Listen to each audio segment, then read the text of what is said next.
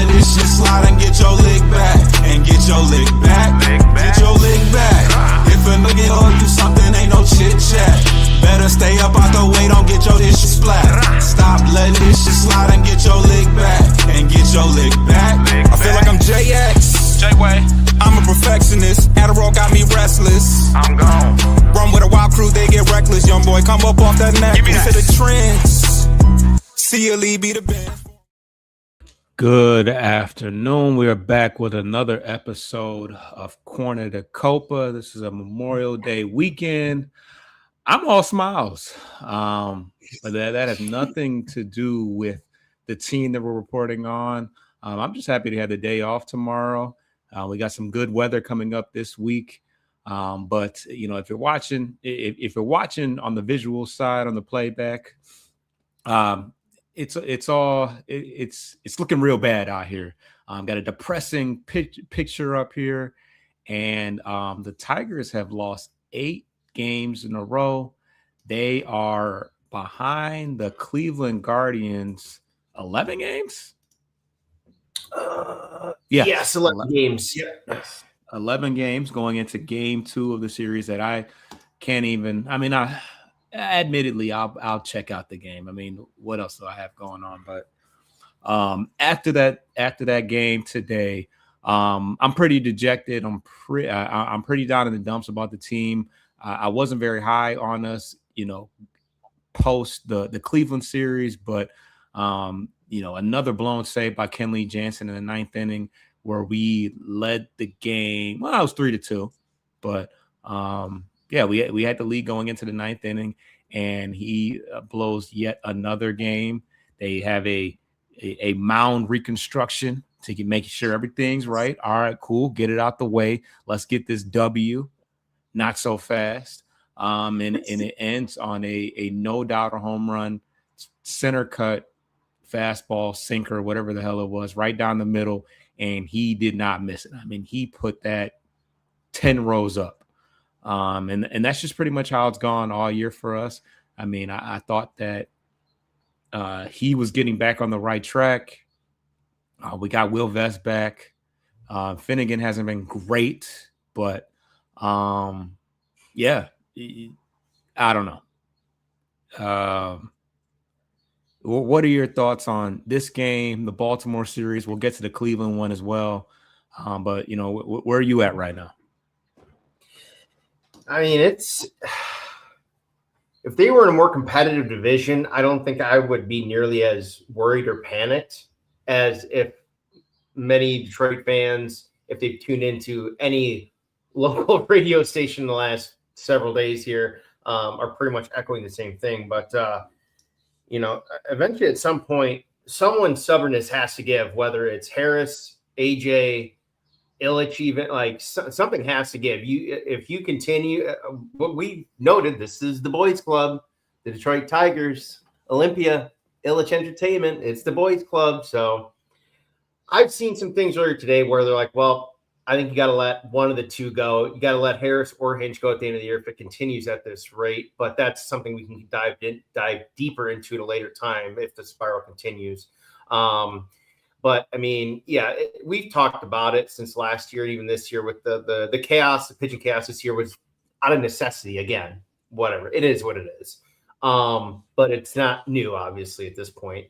And the guys that you have left as your hitters are half of them are 3A lifers. And we've cut and re-signed a guy who was terrible, and he's starting again, shortstop tonight, and Zach Short again. Gage Workman doesn't know how to field and throw a ball to save his life, although he had one clutch hit for us, which is sadly more than some of the other guys on the team who've been on since day one. But it's been everything. Starting pitching. Frommer didn't have a terrible outing today. It's just, again, 1 inning, 2 home runs, if I'm not mistaken, right? Or back-to-back doubles in a home run. Just the Gunnar the Gunnar Henderson home run. That's it. Right. So I think, yeah, that's right. Because he's still trying to find himself a little bit, and you know, hopefully we can get Scuba back here. But boy, we got to start winning some series here, and especially in division. We are 2-10 in our own division, and coupled with the fact that it is the worst division in baseball, you better get your act together in the division, or you're going to be 30, 40 games out here, by August 1st. So that's kind of where I'm at. I mean, the Guardians could cool off. 11 games out is a bit of a chunk to chew off here, but I mean, heading into, I know we have another full week of May here, but for the month of June, man, you got to take that 11-game lead or whatever it is and ship like 4.5 games off by the end of the next month to have a shot. 4.5, 6 games, maybe even. So.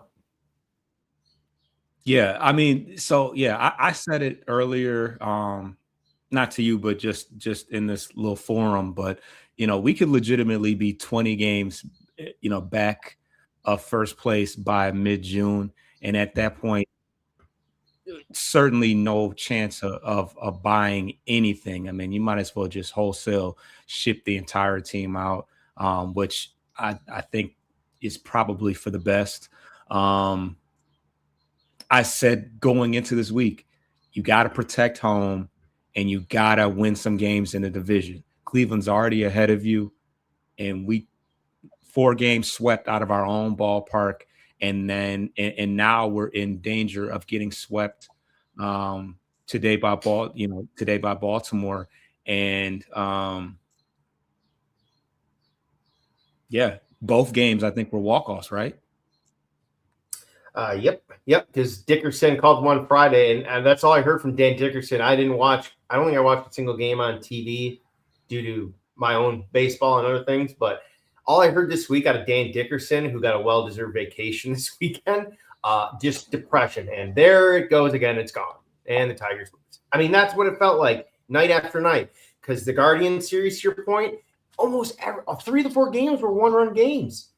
And Dickerson, of course, is, we all love Dan Dickerson, and it pains me. It absolutely pains me to hear that in his voice, because if he's starting to go down that road, there's really no one left in their corner publicly that are not direct, Tiger employees, which Dickerson is a member of 97.1.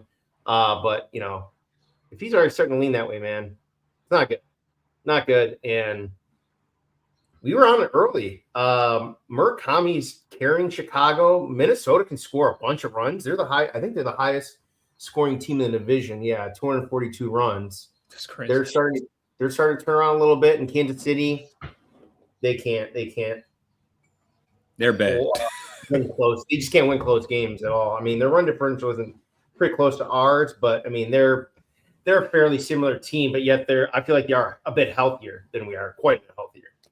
Yeah, I mean, everybody's healthier than us. But yeah, I mean, Cleveland didn't have a great series per se. They just did good enough. I mean, even the game on Tuesday was a close game.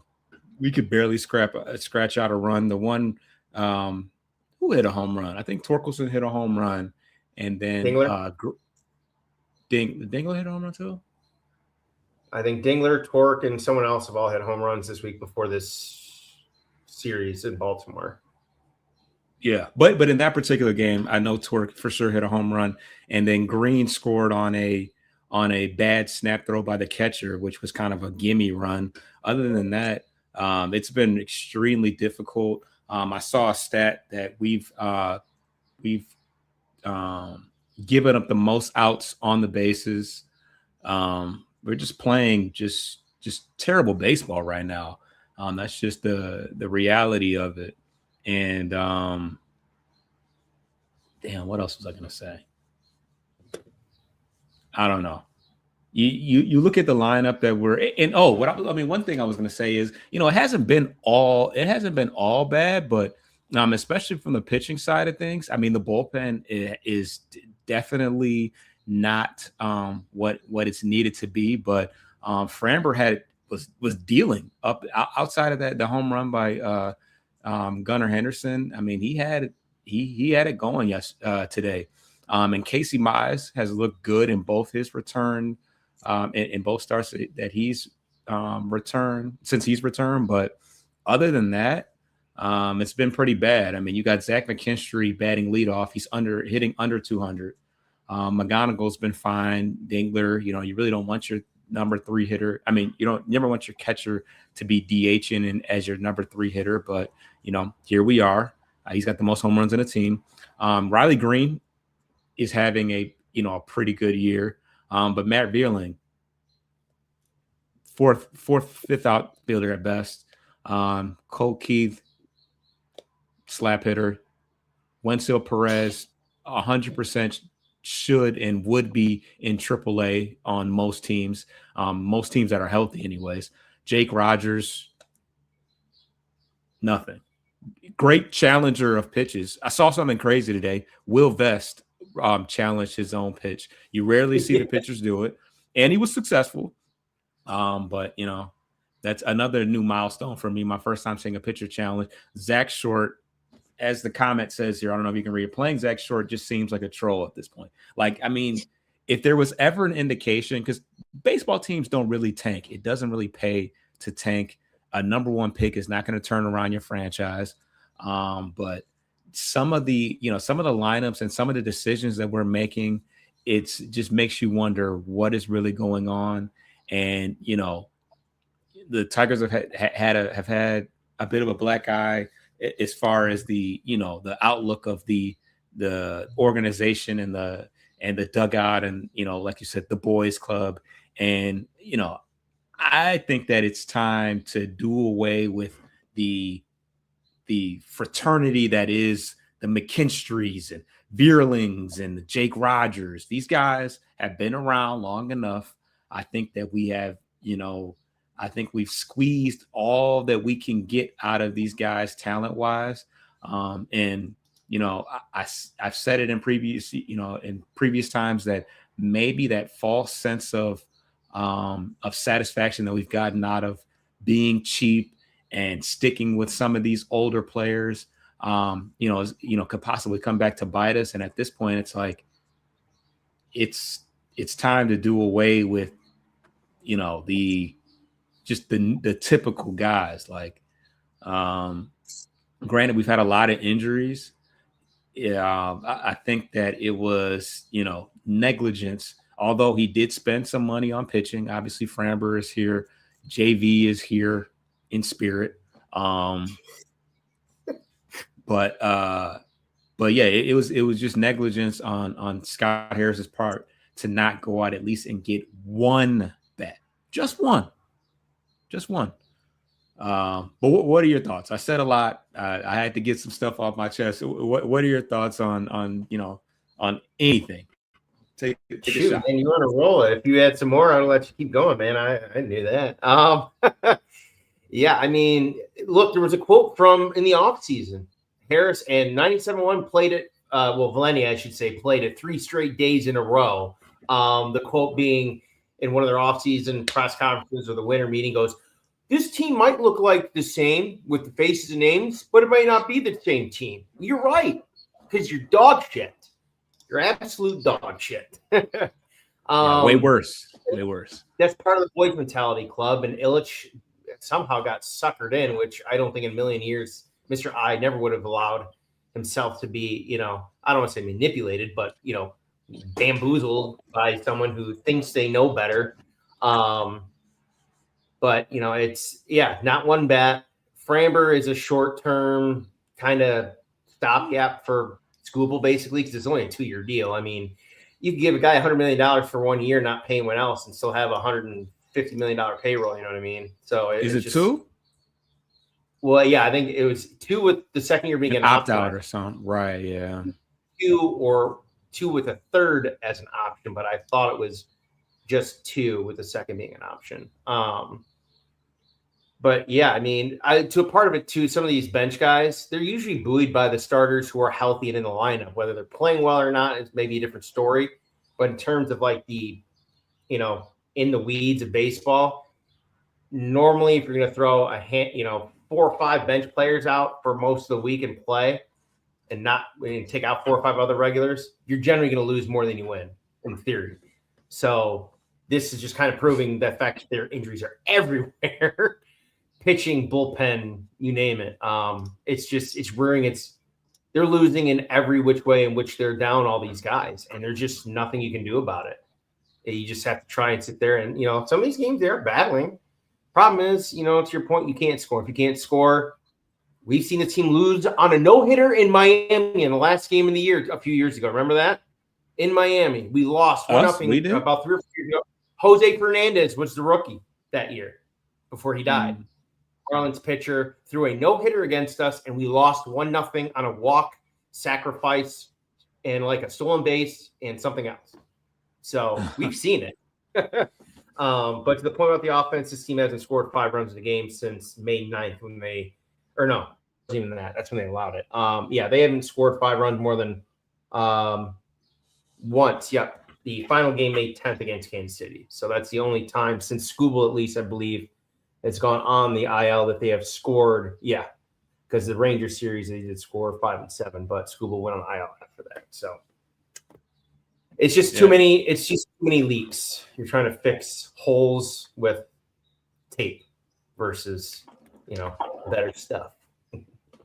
Yeah, I mean, you got guys like Gage Workman, who has, given us a little bit of a spark. He had a couple home runs, but at the end of the day, he's a 4A guy. He's, bounced around a little bit. Hyu Lee, who could be a part of our future, could be a future middle infielder somewhere, but this is he's young guy. He's brand new. So like, it just goes to show that, like, okay, you figured that maybe we don't need to go out and spend some money on some bats because you got some young guys coming up that can contribute for them, but obviously they're not. It just goes to show that having a strong farm system doesn't always solve everything. You got to mix in some vets. And, had we gone out and get just one of the guys, we talked about many guys. We talked about Ryan O'Hearn, who's having a great year. He's on the IL right now, but he's having a great year with Pittsburgh. Marcell Ozuna hasn't been great, but Luis Arraez having a turnaround year would have been a better option than, in hindsight, 2020, Torkelson at this point, if he had just played first base, because I think Arraez did play first base. He moved to he's at second out of necessity, but because Devers is at first, but Arraez would have been a nice signing for us. There's a couple guys, honestly. Mickey Moniak was a free agent. We talked about O'Neill, right? O'Neill potentially, or no? Well, I think he got traded. It was Chris Bryant or whatever from the Pirates. Or was that the? You talking about? Who are you talking about? I thought there was a guy last year we were talking about who got traded at the deadline that we brought up again in the offseason. He went out of Pittsburgh. Maybe Andujar? No, it was someone else you had mentioned. I thought it was maybe O'Neill or someone else, but O'Neill's he's with Baltimore. He's been there for O'Neill Cruz. Isn't it O'Neill Cruz for the Pirates? Pittsburgh? Oh no, well he's locked in with Pittsburgh. It's someone else I'm thinking of then. But yeah, our list ran 12, 14 players deep. And I don't think he actually sniffed a call for any of them. Yeah, I mean, it's not like none of the names that we mentioned. Arraez barely got signed before spring training. I mean, he was out there for the choosing. O'Hearn, we could have outbid Pittsburgh. I'm pretty damn sure. He would, once again, he plays corner outfield. He'd be a much better option than Wenceel Perez, Vierling, hell, Carpenter at this point. So yeah, there was some middle, like even Miguel Andujar. He's having a pretty good year in San Diego. But yeah, I think that he leaned too heavily on the farm system. Obviously injuries have hurt us. We would have liked for Troy Melton not to start the year on the IL. We would like for Reese Olson to not be out for the season. A lot has gone wrong. Obviously Javi's been out. We've had a lot of injuries, but when it's all said and done, this is our window right here. And as much as I was an advocate of, hey, we did, the last couple of years, we made it to the second round in both those years, but the Skubal timeline is up. It's time to start, shopping his name around and seeing what it's going to take, because by the time he comes back, we'll be well deep into the double digits of games behind first place, and there will be no need to even play him. Maybe play him a game so that they know, hey, he's healthy, he's good. I mean, I think that's why the media is pushing this, like, oh, he's way ahead of schedule and he looks good. It's not to compete for a World Series for the Tigers. It's to bump up that value so we can try to get some BS haul, like the JV one, who the best player out of that deal is Jake Rogers. Let that sink in. Jake Rogers is the most notable guy that's hung around from that Justin Verlander haul. So that's what it's about at this point. I want to talk a little bit more, but let's get to, as far as, tearing the situation down, but let's get to the first break.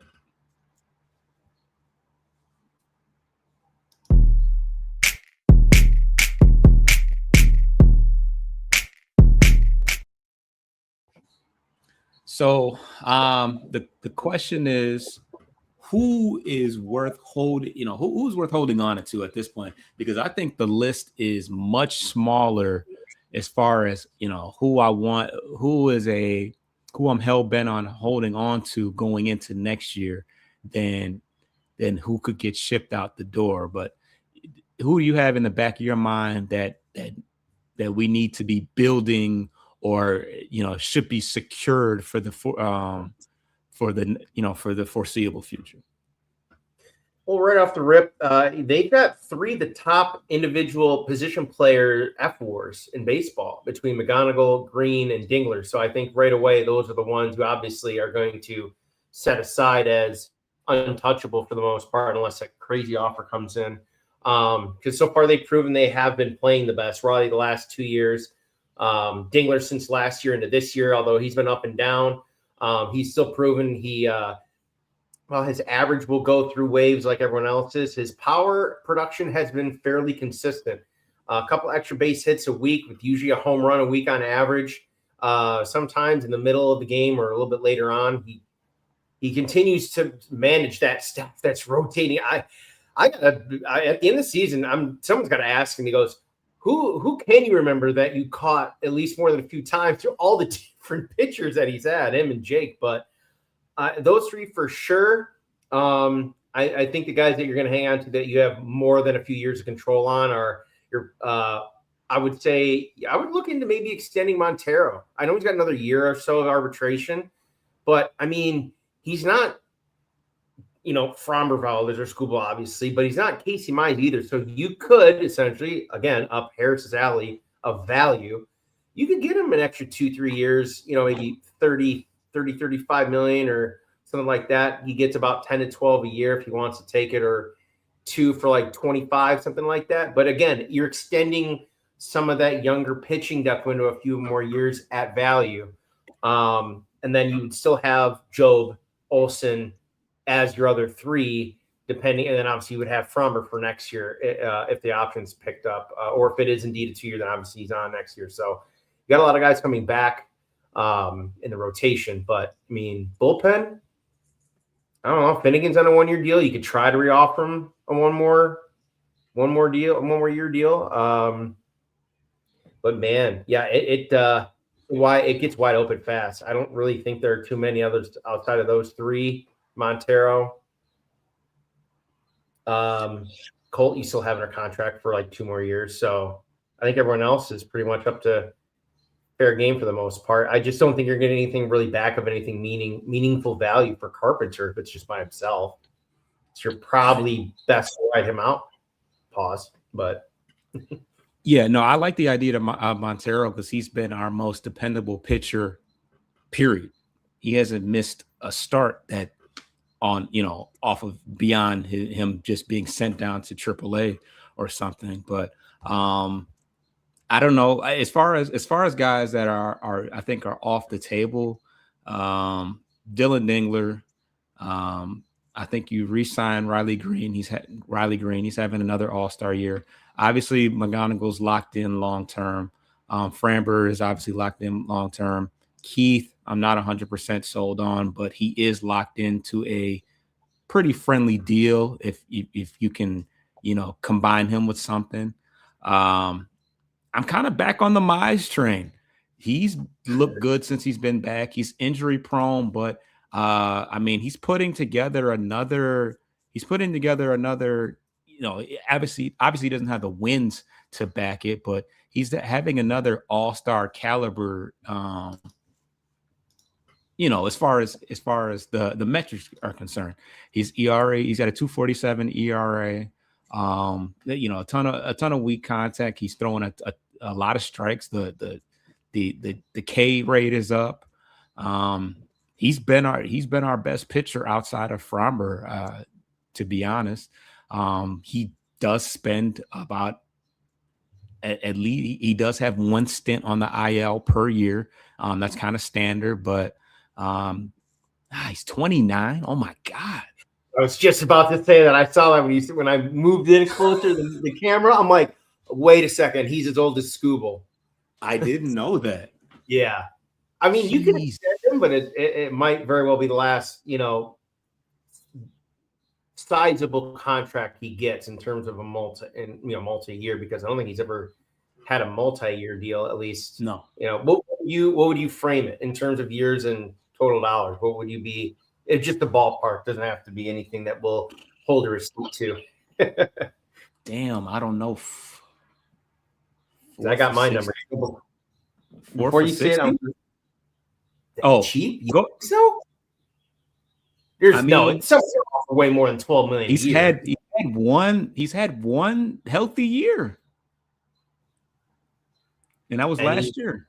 And he's pretty much, other than your blip of the IL trip this year, he's to your point. Remember 2 years ago where he had that 60 day stint? Yeah. So yeah, last year he had a good first half. And this year a little bit, because someone else is going to be on the top. If you're gonna give him 4 years for that total dollar, I could see another San Diego, Texas, a Boston coming in and offering 2 for 60 or 2 for 50 just to double your AAV, and then he's going to be like, well, baseball contracts are guaranteed, so the only difference is whether I get the most of a signing bonus or they pay me out through the rest of the term of the contract. So if I'm him and I'm looking at the situation right now, 4 years 60, I'll even say 2 years 40, 20. We'll taper it down a little bit. I'm taking the 2 year 40 because your point, I don't know when my next severe injury could cost me, effectively the rest of my career. Because he's 30. Yeah. And he's coming off a 14-6 year. I'm fine giving him 2-3 years at $20 million a year. I'm fine with that. You got to invest in someone, and frankly, him and Framber would be 1A, 1B next year, and then you'd have the 3 other young guys that have been hurt come back at least by the end of this year or be ready to go for next year. So between extension of Montero and Mize, I think you have all of a sudden the reshaping of a fairly good, I shouldn't say fairly good, I'm underscoring it, a pretty good rotation, again, just out of, additions by subtraction. Yeah, and Montero's pretty young. He was an international signing when he was like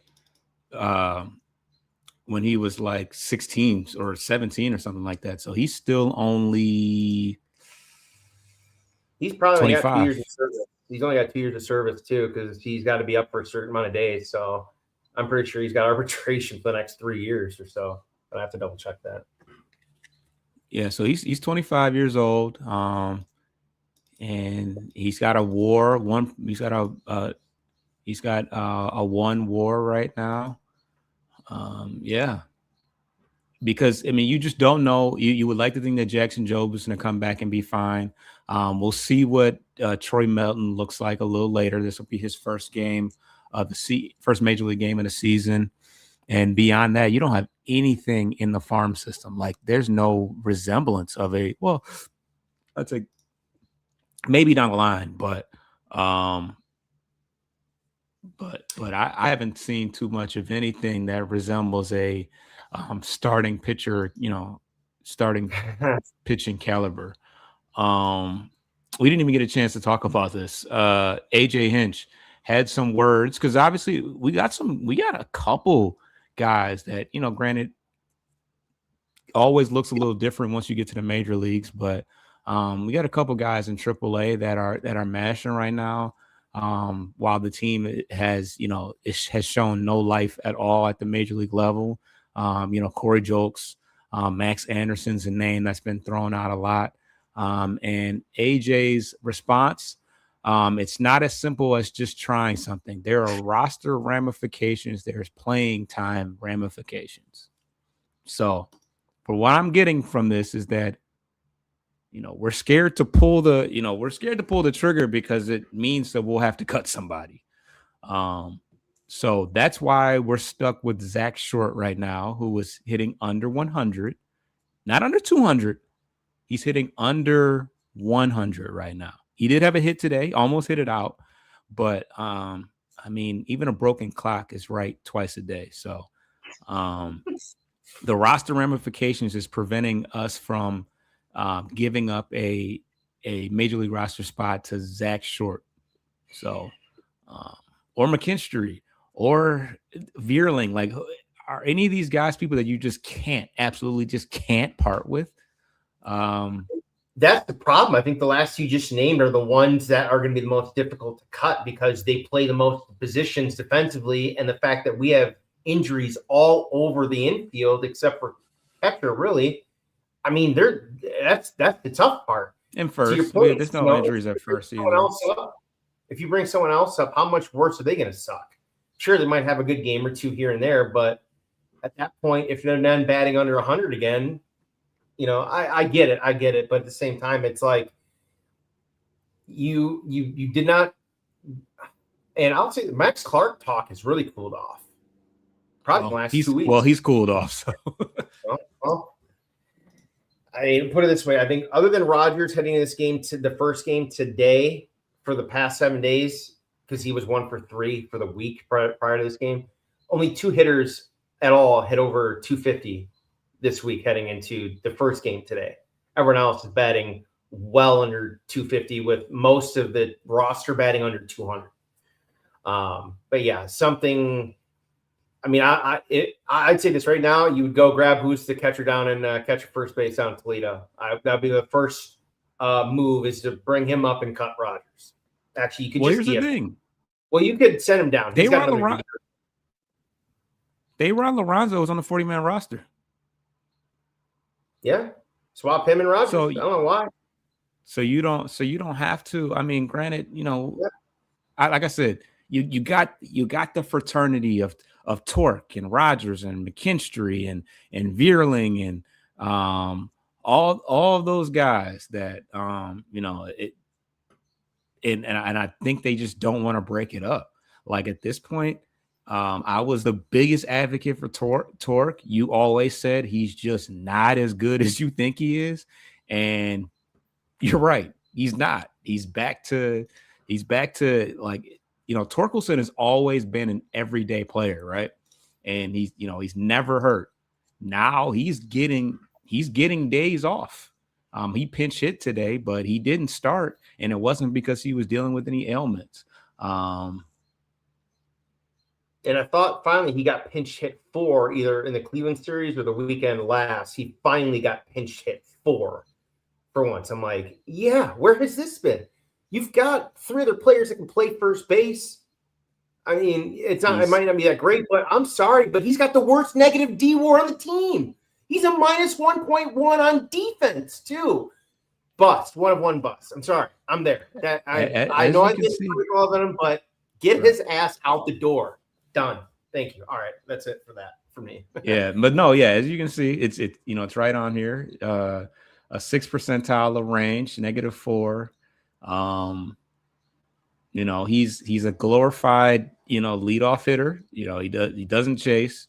He takes a ton of walks, but he's not going anywhere on the base path. So who gives a shit, right? Like, you're a corner infielder. Your job is to hit home runs. Yes, he's hit 7 home runs. He hit 5 of them in 5 days, and he just tucked back in his cubby hole. So at this point, yeah, it's look. You look at the statistics. 2004, 10 home runs. That's the year where he was up and down between AAA. Man, that was a dark time. He came back, bounced back, had a pretty good year, hit 31 home runs. Mind you, he was on a say that tear again? that second half. He had 22 home runs in the second half when he came back. He was nuts. Right. So yeah, and he's back to that too. He's an every other year type of guy, pretty much. He's back to that same form, striking out a boatload, not playing good defense. Expected batting averages in the 10%. He's pretty much a AAA hitter if we're being real. If we're really rating him on a scale of every other team, he would be a platoon type player, maybe playing against lefties and getting the days off against righties if we're being 1,000. But in this current situation, he has been an everyday player up until recently. So I certainly hope and expect this team to be a different looking team come July. There's no reason, McKinstry, McKinstry was an all-star, last year, and he was a utility Gold Glove winner a couple of years ago. I think we've hit our peak with our 30-year-old, journeyman that's never really been a starter. So, other thing that I can speak on, I think the qualifying offers of this year really cooked us. Another thing that you kind of said, hey, Flaherty, he fucked us.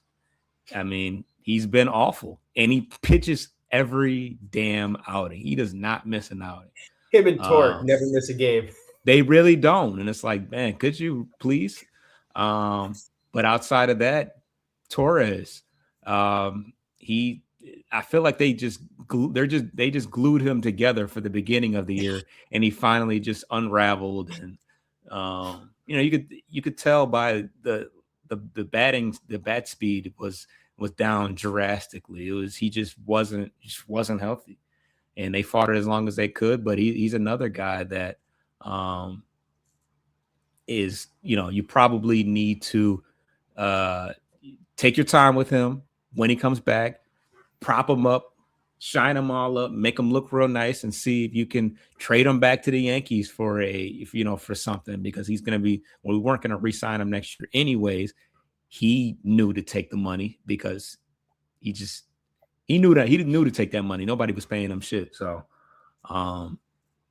but yeah, I'm almost to the point to I'm ready to see, let's see Trey Cruz. He's back healthy now.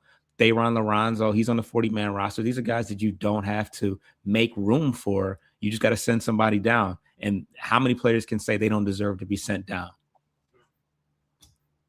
Wenceel Perez. I'm sorry, though. Cruz can play center, right? He can play anywhere. He can literally play anywhere. If I have to suffer another game with Wenceel Perez in center field and he doesn't get traded up, I don't have any words for that. I mean, Perez is already he's a slightly below average fielder defensively, and he certainly does not have the range to play center field, but I get it. Vierling can only play so often, and McKinstry's needed in the infield so much that he can't get out there to play center to give Vierling a day off. But to your point on that too, I think you keep one at most of those between those two journeyman guys after the offseason, just for value and the flexibility alone. One of them is still pretty ultra valuable from, I think, probably Zach, just because he literally plays everywhere, including the outfield, just not first base, although I'm sure he can. He's just small. But Flaherty, 2-pitch pitcher. I tell you, we go back to that rejected trade by the Yankees. I want to know what was in that medical report that they were like, no, we don't like what we see on your shoulder. That's the Dodgers weird. were like, Dodgers were like, F it. We're loaded. We just need him to be a supplemental guy. That's it. We don't need him to be an ace. I forgot about that, honestly. Yeah, and then Gleyber, I think he really took advantage of a small park with the Yankees, and defensively, we know that his limitations won't move, but I think he had a good year last year, I thought, at least in person. He didn't really make too many errors, but this year, I don't know, like to your point, carryover from the hernia surgery, not quite 100% healthy, has slowed his bat speed down, and ultimately his production down in both sides with the bat and with the glove. But yeah, there needs to be a decent overhaul of guys that are on the 26 man at least come the trade deadline, and certainly after the end of the season. But we'll hold that last part for later in the year. All right, another epic rant. Let's get to a break, and let's see what else we can talk about before we wrap this joker up.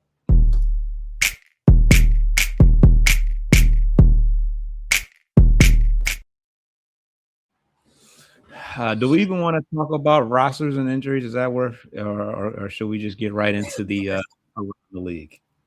Surprisingly, it's actually pretty short in terms of official transactions.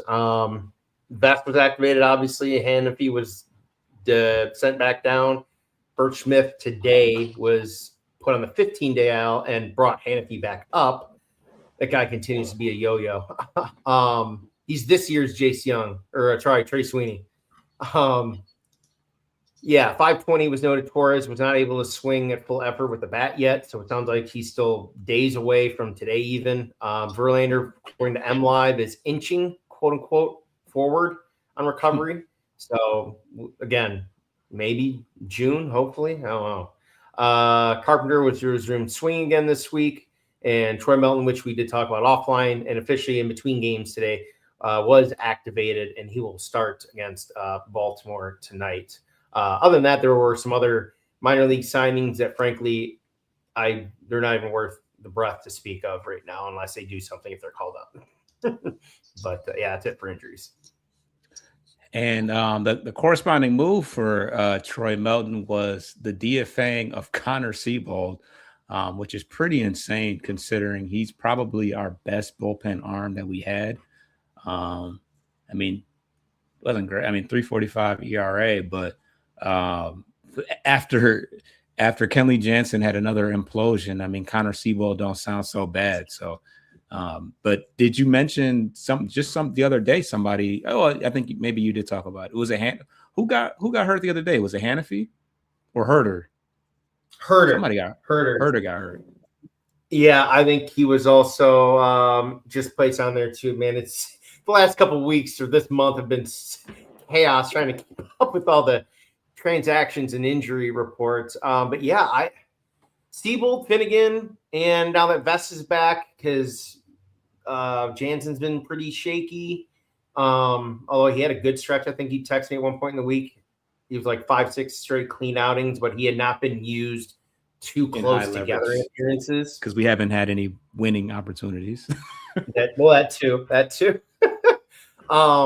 But at least they weren't outings where he was giving up runs. Really, they were clean outings. So, yeah. But I don't fully understand this one. But I guess you just signed this guy to like what 5-6 weeks ago at $800K or whatever. So I guess it's not going to cost anything to really cut him or DFA him. But I would imagine if he doesn't have options and he goes on wire, someone's going to pick him up. I would. And yeah, it's a shame that we couldn't figure out because Paul Sewald, I think we traded for him last year at the deadline, but he didn't come back until like October. But he's the closer in Arizona. He's got 10 saves. We definitely could have used him in some high leverage situations. He only had 1 or 2 outings last year for Detroit, if I'm not mistaken, but he's found his. Let me see. He's found his footing in Arizona, and they're kind of competitive, if I'm not mistaken. So, 372, 12 saves though, and they're hanging in there. Yeah, the Dodgers haven't really ramped up for theirs. It takes them a second to kind of get rolling, but in San Diego, they're pretty solid. I think everybody in the NL West is good, though. I think the Giants are probably the worst out of that division. So, oh yeah, 100%, yeah. But D-backs were in the wild card hunt until the last week or so last year too, even after being they sold fairly moderate sellers. Yeah, Yeah, they sold away Suarez and Naylor and a couple guys. So another team with some life, with some promise, something that we can't really speak to. So, but anyways, what we got going on for the rest of the week? Are we playing Baltimore right now, or is that going on later? In and out. It should be. I think they're on right now. I think it's soon. If not, I know they usually do a little break. Yeah, they don't do them like they used to, which was like however fast they could turn around. 6:05, so about 20 minutes. Yeah, this is a warming up. Okay, so we'll get our first chance to check out Troy Melton, but any around the league news before we do probables? Yeah, Atlanta continues to lead the National League, couple games over the Dodgers. Tampa is leading the American League, which I think is probably the biggest surprise out of all of it. Maybe equally the fact that Baltimore's been off to such a bad start as well in that division. But, I think it irks us that Cleveland is the second best AL team taking advantage of this division. And it's weird going back to the NL East real quick here. The run differential, which Atlanta has at 103, is greater than the rest of the division combined, which is all negative. Even if you wipe away the negative sign of it being below zero, it would still equal only 69 runs. So they'd be outscoring by 34 or whatever at that rate. So they are dominating the East, including the Phillies, who were bounced fairly early last year. So there could be some movement within the Phillies too, but they're starting to get it going now too. I think the one thing we mentioned last year too, and especially this year, more and more opponents are bunting against us, and we still are we're doing it a little bit, but it's been still few and far between. Which I think last year they were among the lowest chances taken or bunt, not necessarily sacrifice, but actual bunt attempts last year, even going back almost 2 years. So nothing too crazy from a high level, although I think in the one clip that you had sent earlier about Jacob Izrowski, the Brewers flamethrower, touching 105. I think it was, I don't know if it was earlier this week or last weekend, where in one at bat, everything was over 104 straight pitches, like 101, 102, 104, 105. And he K'd the guy for his major league debut. It was like, how do you hit that? Out the gate. Yeah. Yeah. Yeah, when you talk about bunts and small ball, I mean, that's just how Cleveland does it. I was listening to them on the radio and how they, it's not just the coaching aspect of it. Of course, that's what they preach. That's how they play. But they draft guys that specifically that's their brand of baseball. Travis Bazzana, their number one pick from a couple of years ago, plays defense. He hits. He can hit a little bit. He can run. Not a big power guy, but he just plays that same Steven Kwan style of baseball. Jose Ramirez, you look at him and he doesn't seem like he's in that much shape, but that dude can fly. Like, he seems kind of like a chubbier, chunkier dude, but that dude is a exceptional athlete. And, he's 100% bought into that brand of baseball. They're playing really well. They got some young guys. They got Parker Messick, who we saw the other day. They got some nasty guys at the bullpen. They got a crazy closer, Sobrowski, back there. I mean, that team, I sound like a Guardians fan right now, but it's good baseball. It's 10 times better than anything that we're playing right now. So, they got Chase DeLauder. He's a young guy. They just look really good. And that farm system as a whole is one of the best in baseball. So I say all that to say this: pack it up. The Tigers have we haven't played the White Sox yet, but they're going to be a problem too. They're not just going to roll over. We saw what the Twins did. We saw what the Twins did. And the Royals, it seems as if we've had the Royals number for the last couple of years. Don't really know what to make of it. They have some pretty good pitching. They have one of the best players in all of baseball in Bobby Witt. But they're just garbage. I think they're tied. They're ahead of us, I think, still, but that's only because we haven't won a game, in half the month. So that's neither here nor there. Who do we have? Who do we have coming up this week?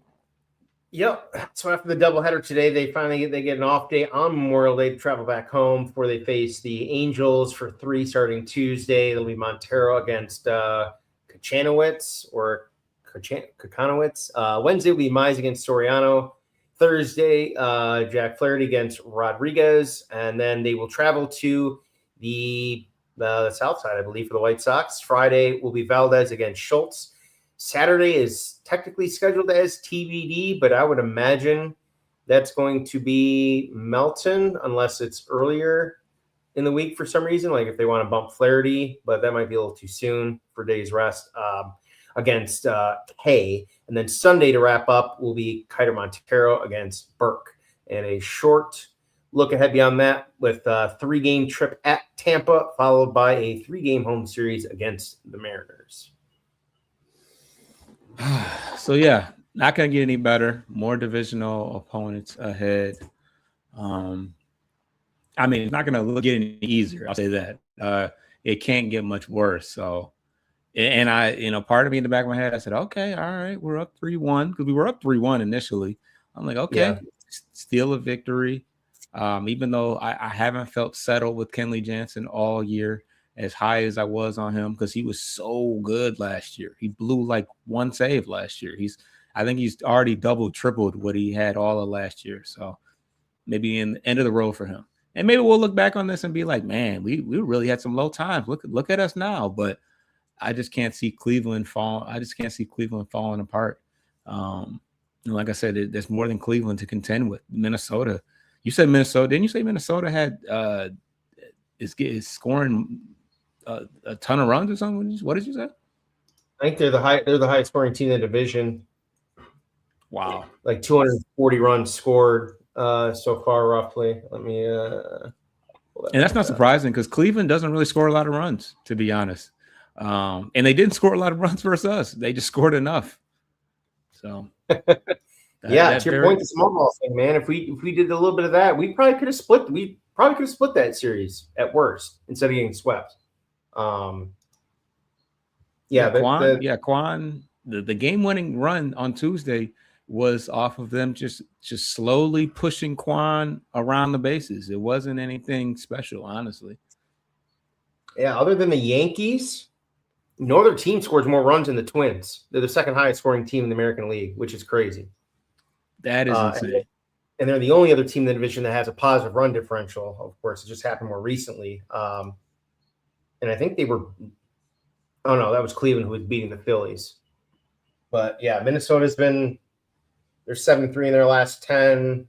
They've given up runs, but I felt like that was earlier in the year too. They were giving up a lot of runs early in the season, but they've been really good as of late. They've got back up to 500 and shit. They're 6 games ahead of us. Wow. Yeah, check that out. Or do I have it on the screen? Yeah. Yeah. Minnesota. With only Washington. Damn, they score a lot of runs. A lot of NL teams. You got the Yankees and everybody. And yeah, it's annoying because it did not see how I made it AL and they didn't get rid of the NL teams. Yeah. There's technology for you fucking up. Why is it doing that? See? Let's do NL, see what happens. Oh, it does NL. But when I say AL, what the hell? But yeah, that's crazy. Minnesota. I mean, they got some players. I seem like I always say that about everybody besides us. I mean, KC's got some players. Minnesota's got Buxton and Minnesota, quick note, when we played them, they were talking on the broadcast about Royce Lewis because he's been struggling big time for them. They're like they're getting close to cutting him, which I mean, he plays what, second or infield, middle infield? Infield, third. He's always hurt. He's always been hurt. Him and Byron have always been hurt. I'm putting my waiver in on him if he gets DFA'd. Just saying. Why not, right? Exactly, because it's better than what you got or what you would sign that's coming from the KBO from 2023 or some wacko league. He would. I mean, Harris wouldn't do it. He'd take Zach Short over him, to be honest. But I mean, he is pretty dog water. I mean, look at this. And Trey Sweeney. Boy, does he love Trey Sweeney. Man, he's just a damn shame that he's hurt right now. He'd be tearing it up right now. Damn, former number 1 pick, only 6 years ago. He's hitting 163, and this is just bad, defense, offense. Yeah. So only 26 years old. He's the same age as who's 26 right now. I think Riley Green. A lot of our guys are around 26. Carey. Kyder just turned 25 not too long ago, actually. Right. Like, we did say that. Yeah. So he just seems older because he's always been hurt, and he's been at the major league level for a while. So definitely had the fast track to the major leagues because he was drafted at 20, and he's been in the league at least it's just 5 seasons. Wow. Yeah. He was a stud. So. Yeah. So 55 minutes into the show, and I don't know. This is like the second like really bad week because 8 game skid. We're like, well, we'll see what happens next week. Well, we'll see what happens next week. So, but at any rate, we will be back. Rain or shine. We had some good seasons, and this is the first rough one. Certainly a pretty. We've seen some rough patches though, but this one just feels like we're here for the long haul. But we trying to get healthy. Seems like we lose somebody every time we get somebody back, but that's a whole nother story. Subscribe to the channel. Subscribe to Bleachers to Speakers. Subscribe to Corner to Copa. You can find Tigers coverage, Pistons coverage, Lions coverage between the two of those. And, stay tuned. Maybe we'll have something interesting or something hot to talk about as we get closer and closer to the trade deadline. But any parting words before we get up out of here, Coach? Enjoy your Memorial Day. Yeah.